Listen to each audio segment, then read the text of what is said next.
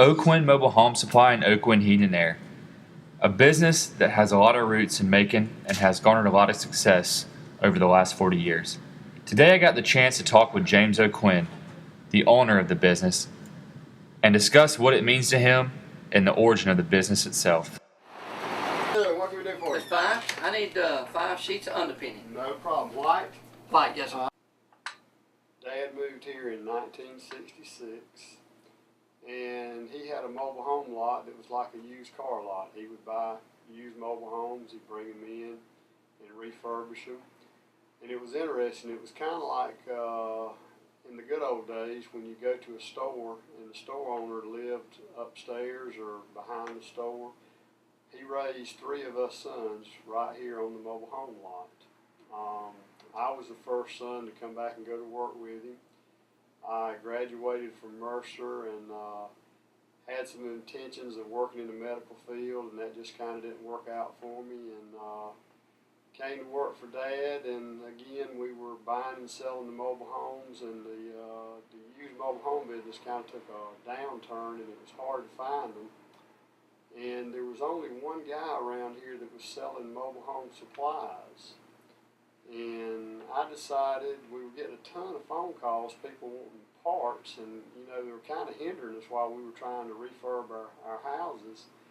So I told Dad, I said, why don't we get a few parts and keep them here? I said, if we don't sell them, we can always use them. And so we did, and we just hung. We didn't even have an office. We had a little old storage building here with our stuff in it. And we hung a phone up in the mobile home that we were working on. And advertising, I went out and did some door hangers, and then we had a little penny pincher paper that had some cheap advertising. And the phone would ring, and we'd answer the phone while we were working, and people would come and buy parts. And then the mobile home business really took a turn for the bad, but at the same time, the parts business was getting better and better. And so we just transitioned, and we did something that I never really believed would happen. We just absolutely went out of the used mobile home business and got into the mobile home supply business.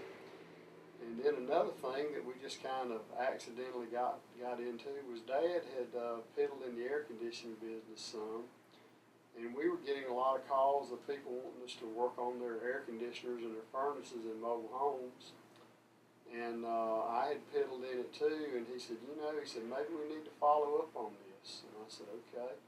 So he said, we'll start advertising ourselves as a heating and air company. And we did. And the mobile home supply business continued to increase. The heating and air business increased. And the business to me personally means carrying on the tradition. This was my dad's life, and he brought me in.